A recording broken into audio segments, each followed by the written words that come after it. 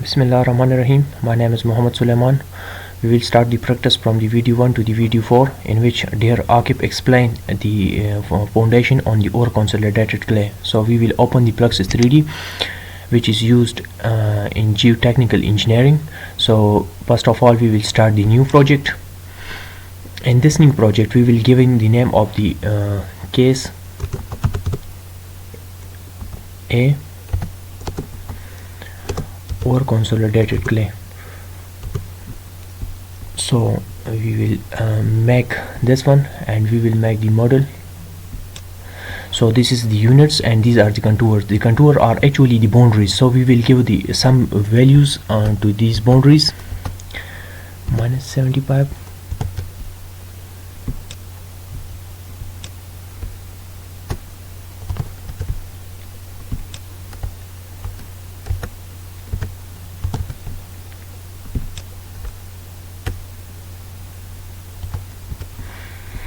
we will make this okay, and the other will be remain defaulted. So this is created. So first of all, we will make the borehole at the center. So we have to create this borehole and make this on the center at 0 0. We can also make this 0 0 from here. So we will give the head up to -2 meter. So after that, we will add a layer, and we will give the bottom or a depth of the borehole to -40 meter. So this one, and we will now assign the material. For this purpose, we will go to the material, and in this material we will add a new material.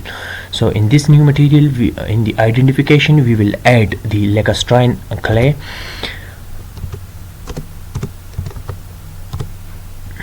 and the mohr circle, this will remain drain, and we will giving some color to this. So then we will add the gamma unsaturated, which is 17, and we have the gamma saturated 18. This is given in the tutorial. So we will leave this advanced options, and we will go to the parameters. So in this parameter, we have to give the value of the E elastic modulus, which is equal to 10 e power 4.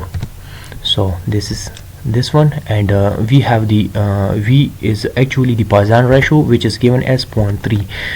So this is calculated automatically from the above one, and we have to give these three values also. So this is the angle of the cohesion, which is 10 degree, and this is the angle of the internal pressure, which is 30 degree, and another one is the angle of the dilatancy angle, which is equal to 0. So we have to give this 0, and we will leave this advanced option, and we will go to this groundwater interfaces and the initials. So this will be remain defaulted, and we will make this okay. So we will assign this material. So this is okay. So we have to assign this material lacustrine clay, so this one, and we will make this okay. So this material is now created, and we will escape, and we will go to the structure mode. So we will go to the structure mode. In this structure mode, we have to create a surface for the foundation. So this one is to create the surface, and to create a surface, we will create a surface in these 4 quadrants. So in order to make the center at 0 0, we have to give the fixed value.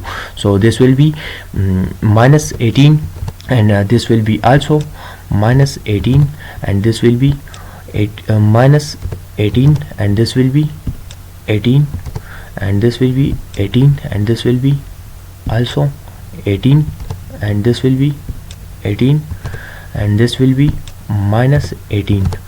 So this is created. This is the regular surface, so we will make this okay. So the surface is created. In order to exclude and make the volume from this surface, we will go to the exclude command. So here is the exclude command.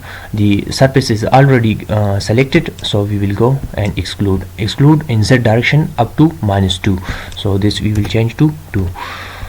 Then we will apply. So this is created. So we will delete the upper surface, and this volume is now created. So after this, we will go to the mesh. In this mesh, we will Control A, and we will go to the mesh. In the mesh, we will add this one and add this one. So we will now generate the mesh. In order to make easy, we have to go to the coarser mesh. So we will make this mesh. Now this mesh is created. It generate 4229 elements and 7307 nodes. After this, we want to give some material to the foundation which we created from the surface. So again we will go to the structure mode, and in this structure mode we will give move to the material mode. So here we will add another new material, and in this new material we will add the building. So it is building, and there this is the linear elastic, and this will be non-porous. The concrete is non-porous, so this will be non-porous. We will remain this unsaturated. We will make this as 50 and the other will remain as default. So we will go to the parameter, and this one is 3e power 7. So this is 3e power 7, and here it is a 0.15 Poisson ratio. The other is remain same, and we will the groundwater interface and all the remain value will be default by selected by default.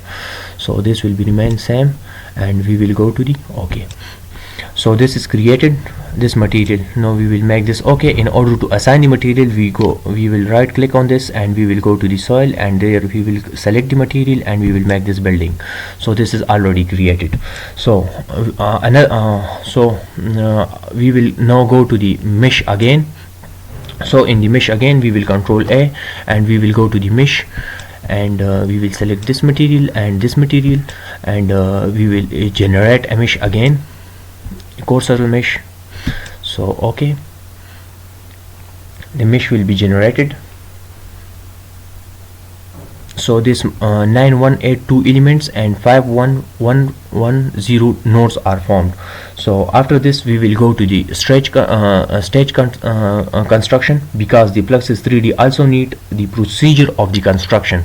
So we will go to the stage construction, and here we will add another page. So this is the second one page. So in the second page we will change this ID into building.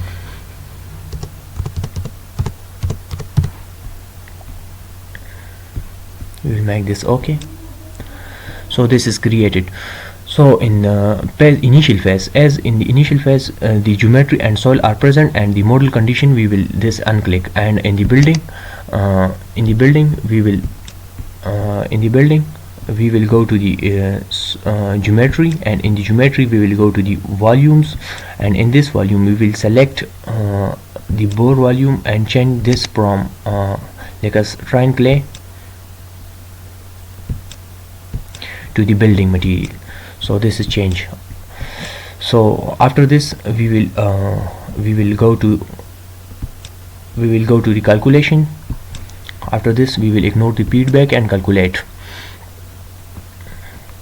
This will take some time because it depend upon on the power of the computer and CPU.